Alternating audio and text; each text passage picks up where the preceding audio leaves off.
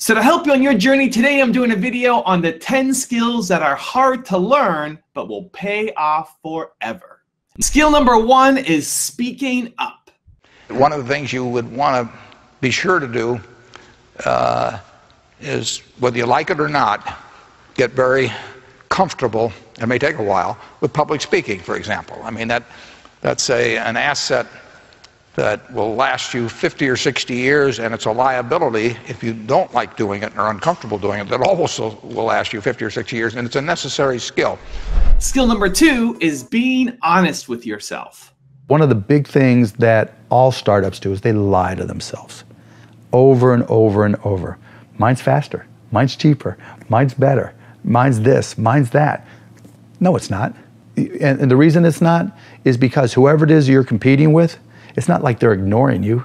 It's not like, oh my goodness, this guy just started on Shopify in the startup competition. He's doing $1 million this year. Woe is me, I might as well close up the doors.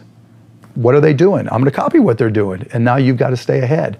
And so, you've got to be very careful as an entrepreneur to be brutally honest with yourself.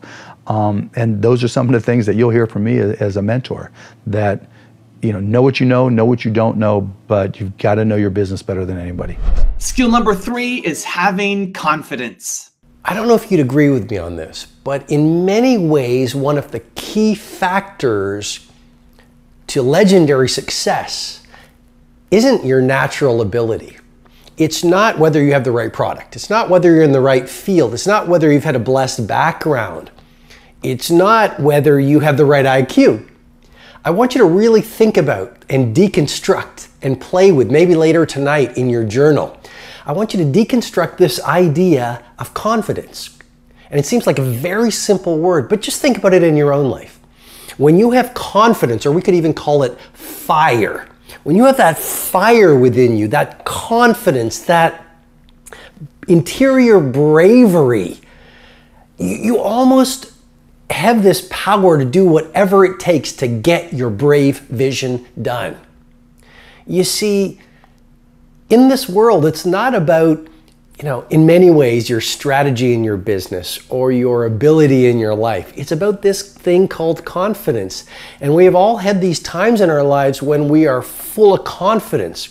And what other people see as a problem, we simply do see as an opportunity. Other people see it as a stumbling block or a wall, and we see it as a stepping stone or this solution. And so confidence is something that you really want to wire in. Confidence is something you really want to develop. Confidence is a practice. Confidence is a muscle. And like any muscle, the more you focus on it and practice it and train it, the stronger your confidence is going to grow. And I just have to say it again. When you are at a place in your life when there is an ongoing, steady stream of confidence moving through your mindset, moving through your heart set, you do the heroic in your business and you achieve the remarkable in your life. Skill number 4 is listening. Nelson Mandela is a particularly special case study in the leadership world because he is universally regarded as a great leader. You can take other personalities, and depending on the nation you go to, we have different opinions about other personalities. But Nelson Mandela across the world is universally regarded as a great leader. He was actually the son of a tribal chief. And he was asked one day, "How did you learn to be a great leader?" And he responded that he would go with his father to tribal meetings. And he remembers 2 things when his father would meet with other elders. 1, they would always sit in a circle. And 2, his father was always the last to speak. You will be told your whole life that you need to learn to listen. I would say that you need to learn to be the last to speak. I see it in boardrooms every day of the week. Even people who consider themselves good leaders, who may actually be decent leaders, will walk into a room and say, "Here's the problem, here's what I think, but I'm interested in your opinion, let's go around the room." It's too late. The skill to hold your opinions to yourself until everyone has spoken does 2 things. 1, it gives everybody else the feeling that they have been heard. It gives everyone else the ability to feel that they have contributed. And 2, You get the benefit of hearing what everybody else has to think before you render your opinion. The skill is really to keep your opinions to yourself. If you agree with somebody, don't nod yes. If you disagree with somebody, don't nod no. Simply sit there, take it all in, and the only thing you're allowed to do is ask questions so that you can understand what they mean and why they have the opinion that they have. You must understand from where they are speaking, why they have the opinion they have, not just what they are saying. And at the end, you will get your turn. It sounds easy, it's not. Practice being the last to speak. That's what Nelson Mandela did. Skill number 5 is managing your time. My challenge in our generation is that gradually through entertainment, through television, through media, through every way possible, we are living in a generation of the dumbing down of ideas. Because we have traded effectiveness for busyness. Statistics say, yeah, somebody ought to clap on that. We are busier than any other generation we have seen in the last 300 to 400 years. We are so busy. We are busier than a one-arm wallpaper hanger. We're just busy. You'll get it later. Don't worry about it. It'll hit you in a minute. We are just as busy as we can be, and we think because we're busy, we're effective.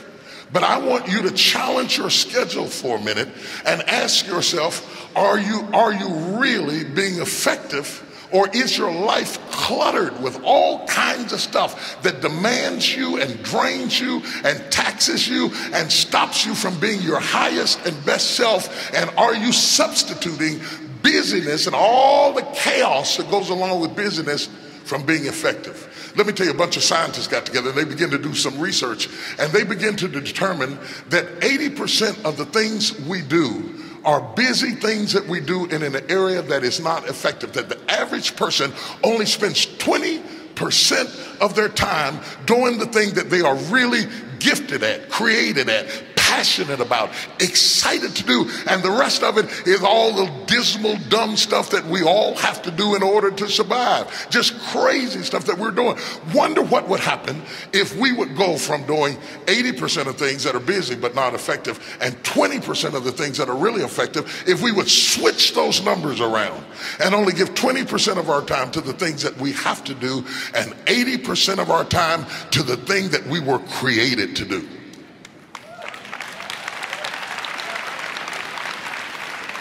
Wonder what would happen to your life. Now think about it a minute. There's a lot of things you could take from me and I could make it. You could take my suit, I got another one. You could take my car, I could get another one. You could take my house, I could get another house. But when you take my time, you have taken something from me that is totally irreplaceable. We take all kind of classes for money management. We know how to manage our money. We know how to repair our houses. We're working on our hair and our bodies and all of this kind of stuff. We do everything except the most important thing is to value our time. It takes time to be creative.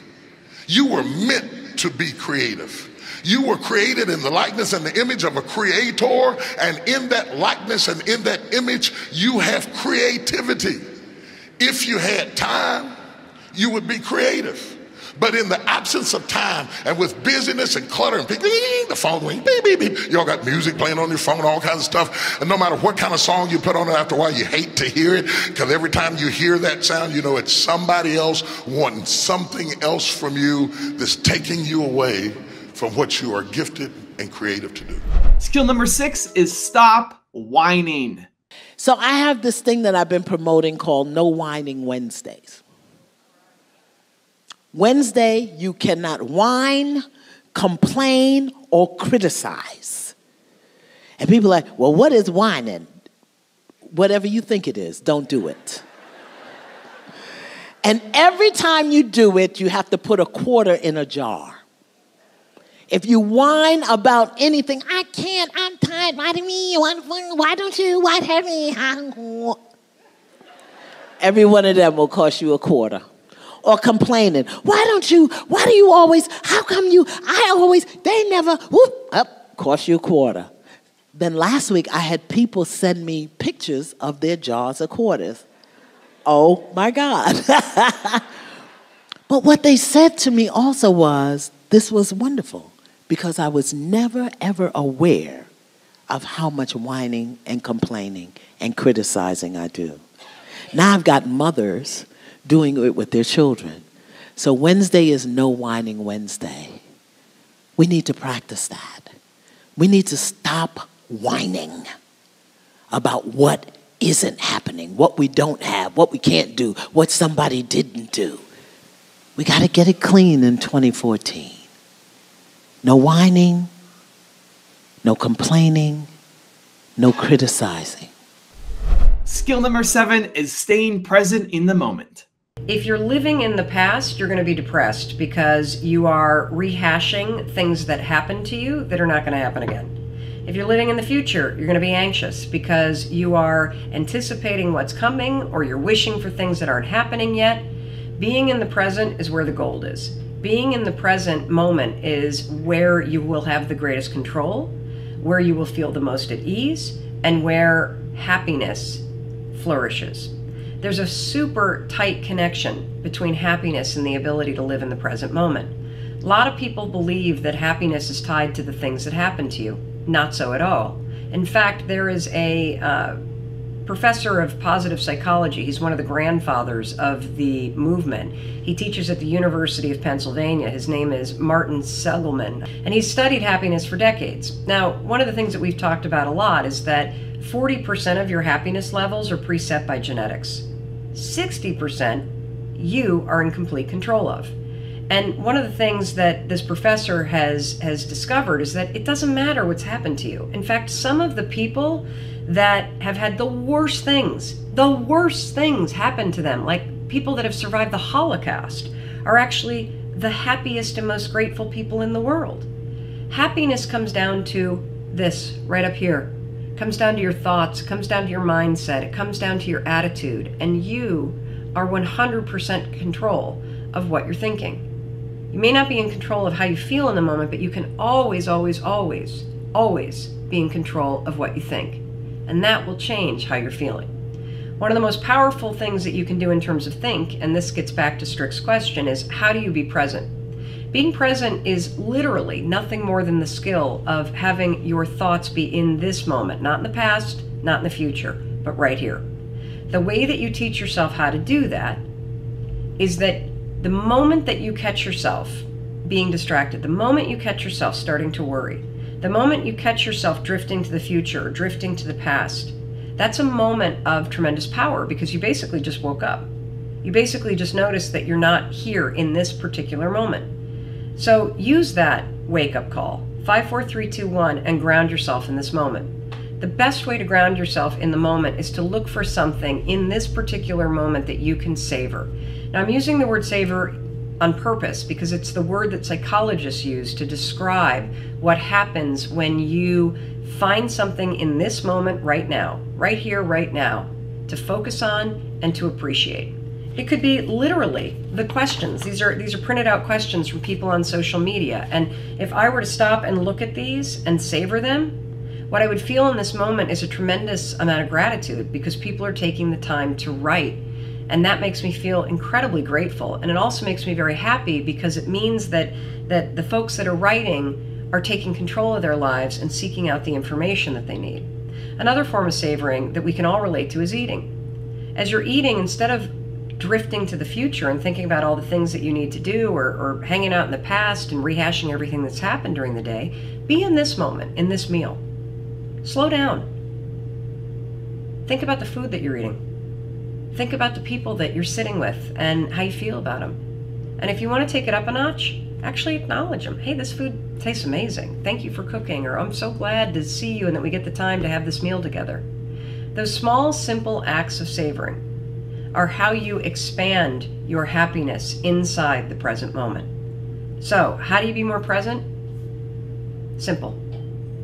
The moment that you catch yourself in the future, in the past, worrying, whatever, refocus yourself right here, right now, and then find something right here, right now that you can savor. And when you do that, you're not only going to be present, you're going to feel more grateful and and you're going to feel a little boost of happiness. Skill number 8, being consistent. Success is not a destination. People always think that, oh my God, this person's so successful because they've had a successful movie or a successful show. But success is a journey. You have to consistently always be successful. That's when you're really successful, because otherwise you'll be remembered for your last failure. And I've had a few, but I just have to compensate for my failure by just getting up and running. The more time you take to sort of mourn it, you're wasting that much more time in being successful. So you just have to, perk up, pick yourself up, dust yourself off, and just say, all right, what can I do? There's always a solution. You can't expect, people always get mistaken that just because this year has been what it has been, it's been because I consistently worked hard for about 10 years. So now I know my job enough to be able to be appreciated for it. But if I hadn't had the last 10 years, I would never have had this year or the year before that. So success is not a destination or power is not like, okay, today you're powerful. You have to consistently be powerful and consistently be successful. And that is a journey. Skill number 9 is getting enough sleep. Well, first of all, I prioritize sleep. And that means saying no to things you want to do. It's not easy. No is hard. I think the hardest thing. Yeah. Last night, Sheryl Sandberg interviewed me at the San Francisco Symphony Hall. And then I had to sign books. And I would have loved to go and have dinner with her, but I went to bed. And, because if I had gone out to dinner and hadn't gotten my at least 7 hours sleep that I need and had to get up early to do TV, I would not be enjoying being here with you now. And I'm really enjoying it. And I'm 100% present. I'm not tired. And I hate being tired more than I hate anything. And skill number 10 is having empathy. I've thought a lot about the power of empathy. In my work, it's the current that connects me and my actual pulse to a fictional character in a made-up story. It allows me to feel pretend feelings and sorrows and imagined pain. And my nervous system is sympathetically wired, and it conducts that current to you sitting in a movie theater, and to the woman sitting next to you, and to her friend, so that we all feel that it's happening to us at the same time. It's a very mysterious and valuable resource of the human species. And women, I think, access it most effortlessly. We cry at sad movies. We don't feel we lose face or stature or position doing it. We see a news story that enrages us and we write letters through tears, our hearts pounding. I used to wonder why human beings developed these inconvenient and embarrassing responses, this sniffling, choking, wet obstruction. The thing that physicians and soldiers and stock traders and journalists and fashion models and politicians and news commentators and venture capitalists all must suppress in order to work most efficiently. I thought, what possible value, function could it serve in the Darwinian scheme of, survival of the fittest and the strongest and the most heavily armed? No, seriously, I thought, why and how did we evolve with this weak and useless passion intact within the deep heart's core? And the answer, as I've formulated it to myself, is that empathy is the engine that powers all the best in us. It is what civilizes us. It is what connects us.